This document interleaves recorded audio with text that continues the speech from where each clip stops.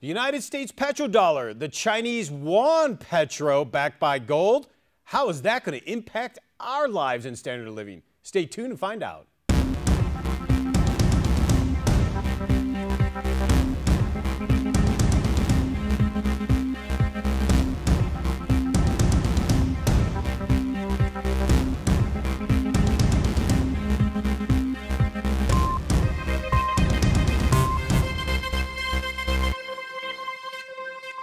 Welcome to the Wealth Transfer. My name is Terry Saka, and I want to let you know that this is going to be a full-packed program. We're going to have two videos, but I want to get in and explain as simple as I can, but yet as direct as we can, regarding what the petrodollar means in the United States. Why is it so vitally important to we the people, not just for our standard of living, but what's getting ready to come in the future, and how it's related to now the Chinese doing the Petroyuan. But folks, caveat, they're backing it up with gold. And if you see the dynamics and how they are muscling in and challenging the U.S. supremacy, the U.S. dollar reserve currency supremacy, and yes, Russia and Iran are right with them, I think you'll see we are headed quickly towards an epic confrontation. This passed over with the bombings in Syria is just the beginning, folks. They've been trying to get this into war for years. And just in my theory, I contend that this war has something that they need anyway, has something to do with the fact that the economy or the dollar has lost its power.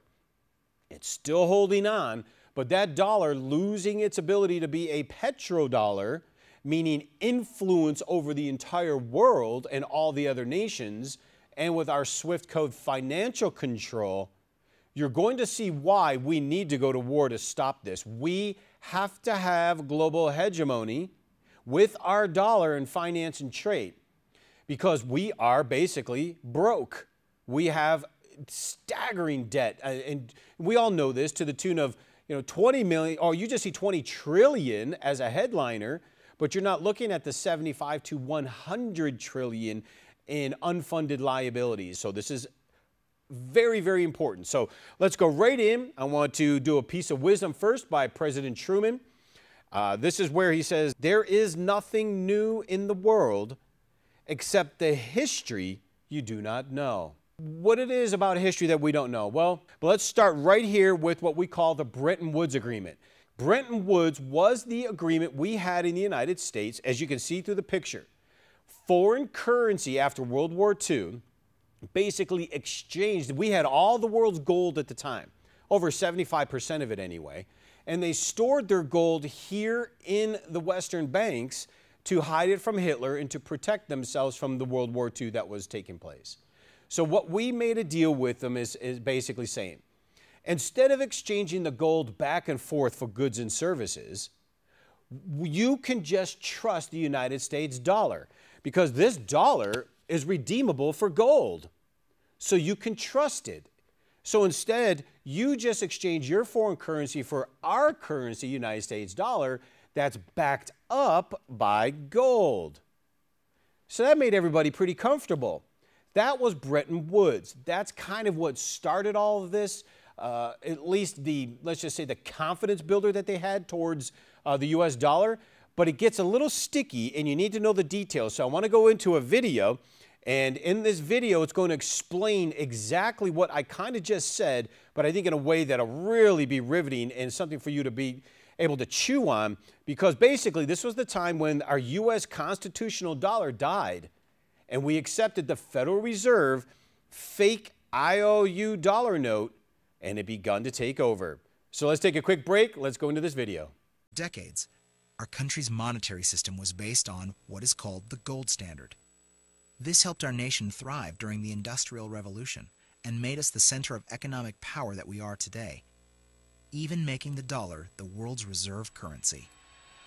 What a gold standard represented was that our money meant something. It wasn't just a piece of paper with some ink printed on it. Prior to 1971, the dollar was on the gold standard, which simply meant that every single dollar had a portion of gold stored at the U.S. Treasury. A dollar was essentially a gold certificate, or a claim on gold. Only a certain amount of money could be printed according to how much gold we had in reserves at the U.S. Treasury. However, on August 15, 1971, due to pressures from the central banks and an expansion in government, President Nixon claimed he was going to temporarily suspend the U.S. gold standard. I have directed Secretary Connally to suspend temporarily the convertibility of the dollar into gold or other reserve assets, except in amounts and conditions determined to be in the interest of monetary stability and in the best interest of the United States. They led the American people to believe that the suspension of the gold standard was a temporary measure that Washington had to take, while fully understanding that this abolishment would be permanent. From this point on, the dollar wasn't tied to gold anymore, and it became what is referred to as a floating currency, or a fiat currency. Now, with nothing constraining its creation, our money supply exploded and all bets were off. Our currency was now prisoner to a few elite banking institutions that could create money as they deemed necessary.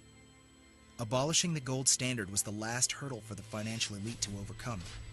From here on out, the money poured in for the top 1% of our country and changed the course of America forever. This destroyed the value of our currency for the majority of us, while a small percentage made fortunes. Most people are like, okay, so what? So we're not using gold. It's been working now. We've been printing all this money, literally trillions and trillions. Our lives are getting better. Why did they do all of this? Well, you saw at the end of that video how they could just print gobs and gobs of money. Well, this is true. And mind you, this is how we, the people of the United States, became wealthy, or what you would hear the American dream. Because of the money printing and the unscathed money printing, they could just go into Bolivian now. Because of that, we've been able to extend credit way beyond means necessary. And this is kind of an example I think we can use. For instance, in an economy with a total of, let's just say, $1 million in circulation, a house could never possibly be worth $2 million, right? Because we only have $1 million in circulation. So now in an economy, let's throw $1 trillion in the mix. Well, now you could have thousands of homes that are worth $2 million. So if we really think about it in the context of what gold did, gold was a constraint to the economy. Basically, it kept us in a budget. But was it a bad thing? You see, I contend no. Now, some people will say we would never have the wealth that we have.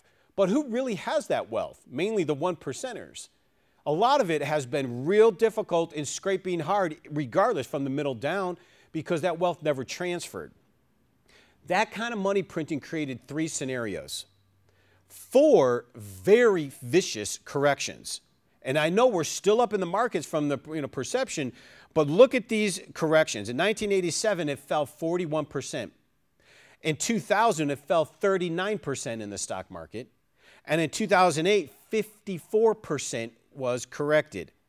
Now, this next time round, because of the equation and the amount of money printing, what they've basically done, you saw through the videos, they've expanded money so ferociously, they've had to pull the credit cycle out, which then created a massive correction in the markets, and that's what we're seeing right now. But I'm going to continue with this, wrap that up, and move to the next segment. But before I do, let me take a quick break.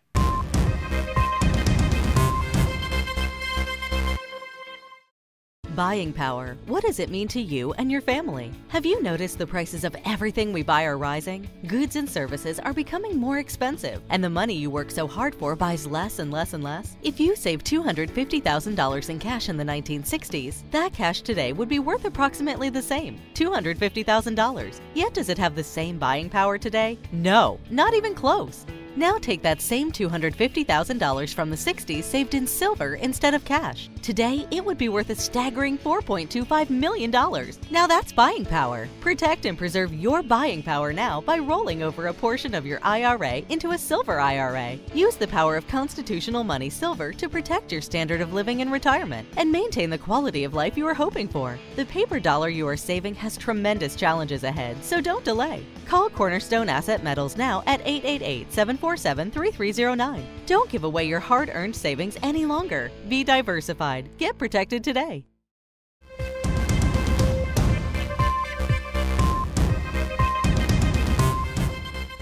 Welcome back. Okay, so within this chart, the important thing we have to recognize is when we went off of the standard of gold, we went into being able to print whatever we wanted to, even though politicians made you think they were arguing about the budget per se, and they were. But that was mainly about resources. Who's going to get the bulk of the money that we're printing and then we're receiving in taxes? And hence politics, left and right. It was all about getting resources for their friends and pet causes, period. Well, in this expanse of money printing, you have to pull what you would call the rug out from credit because it would burn, it would get too hot, and the economy would get too hot. And of course, it'd be full employment, everyone would be rolling, and they had to stop the expansion of credit. It was just the cycle of the Federal Reserve. That's why we have these epic corrections, 40, 50%, folks, in the stock market, 54% in 2008. But what gets me about this chart, we'll put up one more time. If you've noticed there in the very left side, that was 1973, 46% correction in the market. You notice you barely even see it on the chart? And then you move up to 1987, 41% correction, but yet it's still a blip. Why? Because the overall valuations of the index hadn't been inflated. Now, hence, inflation starts coming in. And when you look at this chart, it's not very big, is it? Not at all, compared to the epic rise we've seen in the last 7 years, 8 years of money printing. That is such to me, it's a mind-boggling chart showing the expansion of money printing and credit into our society. I would almost use the term parabolic. So I'm going to stick with that because parabolic is very important.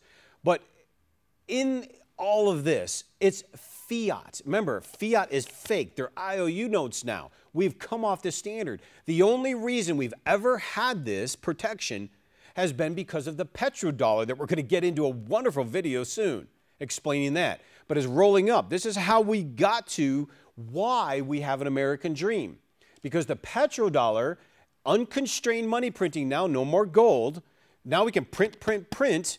And then we have the petrodollar, meaning the whole world has to use American dollars in order to buy oil, meaning our dollars are in demand. And if our dollars are in demand, then we can basically print as much as we want, and that's basically what took place. But for those who think gold and silver are just archaic, gold and silver were never a measure, that's so far from the truth, and it's the mainstream media telling you that, but all through history, even Alan Greenspan will tell you gold was one of the most important barometers of economics and why interest rates were set as policy. But look at a quote from Morgan Stanley that just happened. Look at this. Due to the many criticisms and changing methodologies of the Consumer Price Index, as a true measure of inflation, which we call it the CPI, which is CPI, we use the price, Goldman goes on to say, of gold as a very good proxy of the true value of a dollar over long periods of time. You wouldn't believe that, would you? That just came out of Morgan Stanley. But the bottom line is gold is a barometer. And if you look at where the stock market has come from its lows to where gold is from the lows, they're almost eerily identical in the increase. But gold and silver hold an intrinsic value, asset value, because they can't be printed away.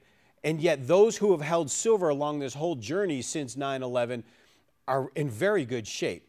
And same with gold for that matter. They have sustained buying power. And that's kind of really the root of where we're getting here. What does this lead up to now? Now we come to the petrodollar. That has given us our standard of living and our standard of American dream for the last 30, 40 years. Well, what is the petrodollar? Well, I tell you what, I'm going to take a video. Now, this one I showed a few times in the past, but this video explains the petrodollar brilliantly by a local Fox affiliate. And I want to replay it again because it is probably some of the best explanation I've seen. So let's go ahead and run that video. It's a term millions of Americans don't know, petrodollar. But the petrodollar system is the fabric that right now holds our economy together. The dollar became the world's reserve currency in 1944 at the end of World War II. Before World War II, the British pound held that role. Now, the dollar became the most important currency in the world, thanks to the U.S. having more gold and power than any other nation. But August 15, 1971, President Richard Nixon detached the U.S. dollar from the gold standard. The U.S. dollar no longer had gold as its backing. So what to do? In order to keep the dollar from crashing, because it was no longer attached to gold, the U.S. government attached the dollar to something else. Between 1972 and 1974, the U.S. government completed a series of agreements with Saudi Arabia to create the petrodollar system. Every barrel of oil sold by the Saudis had to be in dollars. Saudi Arabia was chosen because of its vast petroleum reserves and its dominant influence in OPEC, and the rest of the world followed suit. So the dollar, no longer tied to gold, but is now tied to oil. So how does it work? Well, it's pretty simple. If Italy wants to buy oil from Kuwait, it would have to purchase U.S. dollars on the foreign exchange market first to pay for that oil. Dollars for oil is a big reason foreign countries keep dollars in their reserves. Part of the reason we sell so many bonds around the world to finance our debt. So what if? What if another country wanted the same kind of world power over oil the United States has had for 38 years? Well, in order to do that, they would have to have huge gold reserves, a booming economy, and consume enough oil to warrant unhinging petroleum from the dollar into another currency. Enter China. What our media will barely talk about, the Chinese have now entered into 11 international agreements to trade products, including oil, without using dollars. China now has a currency swap deal with Brazil, Japan, Australia, Russia, and Iran. And get this, the deal with Iran, which produces crude oil but they don't refine any, it's just junk for oil trade. Because of UN sanctions on Iran, U.S. dollars cannot be used to buy oil from Iran. But that doesn't mean that Iran isn't selling oil, because they are. Goods including wheat, soybean meal, and consumer products are being traded by China and India for oil. One more thing here. For 38 years, the Saudis have protected the petrodollar, but that could change. The world's largest oil refinery is now under construction in Saudi Arabia, and it's being built by, you guessed it, the Chinese. China now actually imports more oil from Saudi Arabia than the United States does. Hopefully what you took away from the explanation of the petrodollar is every nation needed American dollars to buy the crude oil. Well, if they needed the American dollars, the Arabs would then deposit the American profits, the dollar profits from the oil, into Western banks, and they would also buy our treasuries. So it was a brilliant plan from the United States point of view, because we got taken off the leash of gold and we went into this petrodollar arrangement that the whole world needed dollars. It worked. As long as we controlled the dollar reserve currency, controlled the world financial, we win, because we could print all we wanted to and it didn't affect anything. Problem is, this last time around in 2008, everything's kind of been blown out and we have given all the money we can. We in the United States are predominantly broke in so many ways, regardless of what people think, and the petrodollar has been shattered. The very first Gulf War was the beginning of it, when Saddam Hussein said he wanted to no longer accept dollars, he was going to only take euros. We went to war in Iraq. The whole Middle East conflict, folks, and this is my opinion and I'll take it, has been because of the petrodollar, and not just the profits for the dollar. It's because if everyone needs dollars to buy oil, we control the world financials. We control the SWIFT code, which is the interbank transferring system. We control people and nations because they needed dollars to buy the oil, therefore we were king. Problem is, the petrodollar has been cracking, and we've been seeing it for the last 10 years in the Middle East, the challenges from Russia, China, and Iran. And once the petrodollar itself, the American petrodollar system, falls apart, what's behind that curtain? Behind that curtain, a staggering 20+ trillion in debt, 100 trillion in obligations. We are broke behind the curtain, and we better do something about it. And what is that going to be? Well, we'll find out, and we'll be right back. Do I have one more?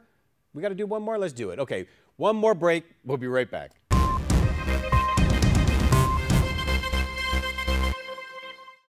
Buying power. What does it mean to you and your family? Have you noticed the prices of everything we buy are rising? Goods and services are becoming more expensive, and the money you work so hard for buys less and less and less. If you saved $250,000 in cash in the 1960s, that cash today would be worth approximately the same, $250,000. Yet does it have the same buying power today? No, not even close. Now take that same $250,000 from the 60s saved in silver instead of cash. Today, it would be worth a staggering $4.25 million. Now that's buying power. Protect and preserve your buying power now by rolling over a portion of your IRA into a silver IRA. Use the power of constitutional money silver to protect your standard of living in retirement and maintain the quality of life you are hoping for. The paper dollar you are saving has tremendous challenges ahead, so don't delay. Call Cornerstone Asset Metals now at 888-747-3309. Don't give away your hard-earned savings any longer. Be diversified. Get protected today.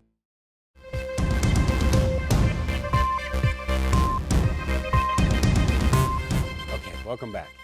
So the petrodollar in the United States became the sole reason why you hear the term American dream, why we had economic expansion through the 80s.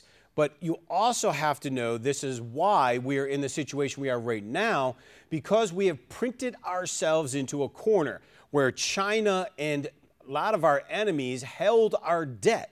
And you know what the Bible says about servant to the borrower to the lender.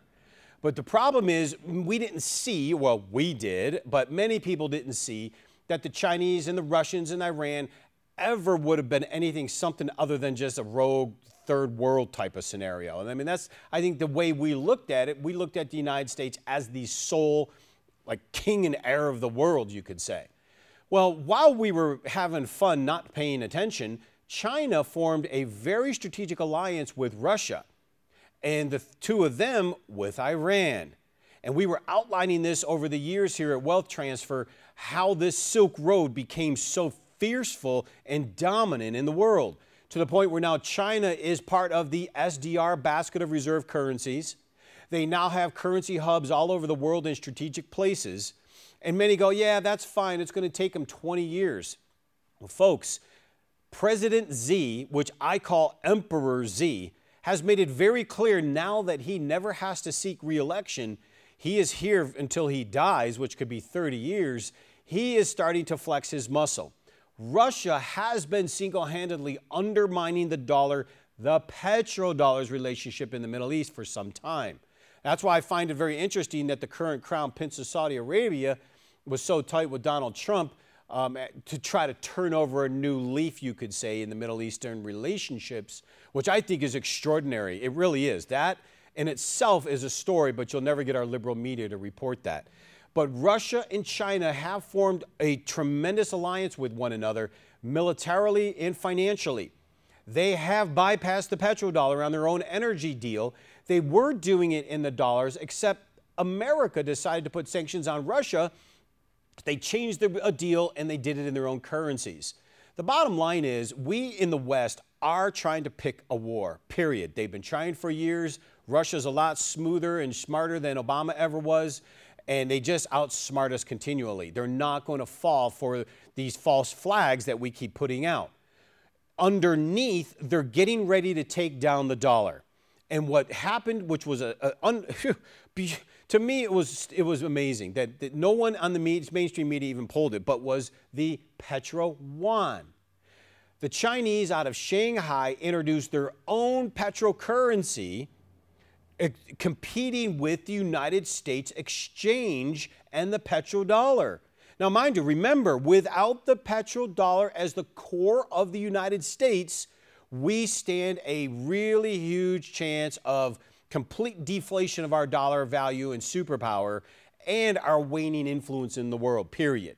Now that the Petroyuan has come in, this has changed everything, and it gets deeper than that. Because look at what happened on the first day the Petroyuan came to market. Chinese exchange decimated the U.S. oil exchange. And why? The U.S. oil exchange is done in derivative form. And it's backed up by what? Yeah, fake paper currency.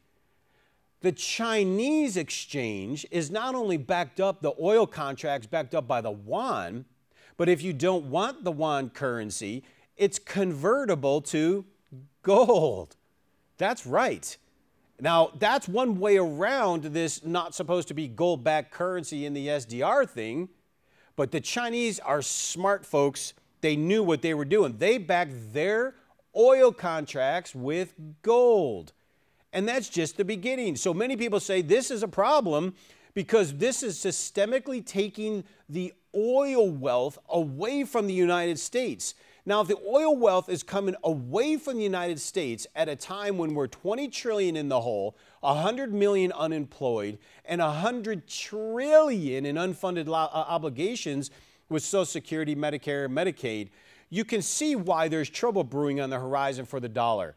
And I really contend the stock markets as well. Even though I believe we're in a secular bull market, I really believe we're coming into a series of bear market corrections at the moment. What is China doing with their new Petroyuan Emperor Z strength? What is China and Russia doing to tell America you are no longer a superpower? Well, like this, for instance, top story just the other week. Vietnam surrenders to Chinese pressure in the South China Sea. That's right, folks. United States to China. China is going to dominate the South China Sea. And there's one little caveat in there, though, not Japan. What would that be? That's right, Taiwan. But what does Emperor Xi say about Taiwan? Here it is. Xi Jinping challenges Trump and Taiwan.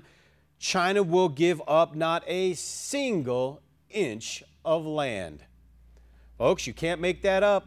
Emperor Xi is flexing his muscle. And how important is this? Why is this such a big deal when it comes to the default in currency and oil for the petrodollar? Read this paragraph. A change, any change, folks, in the default crude oil currency, which for decades has been the petrodollar, blessing the United States with global reserve currency status, would have monumental consequences for capital allocations and trade flows, not to mention geopolitics. As Reuters once recently reported, a shift in a small part of global oil trade into the yuan is potentially huge. Oil is the world's most traded commodity with an annual trade value of $14 trillion. Virtually all the global crude oil trading was done in the dollars. So think about that. Being that the basis of the U.S. dominance and hegemony in the world economy was this relationship. And now that China's got the relationship, now that China's doing it, what else makes China so powerful beyond just the Petroyuan backed by gold oil contract? That's right, folks. It's called the Silk Road. While we were messing around going to war in the Middle East, the Chinese built the Silk Road, and the Silk Road basically means from China north, all the roads, all the rails, and in the blue, maritime, all the shipping and all the routes. And folks, this is just the beginning of the Petroyuan US dollar petrodollar program. So we're going to have to pick this up next week because we're just running out of time. But God bless each and every one of you, and we'll get right back in come next week.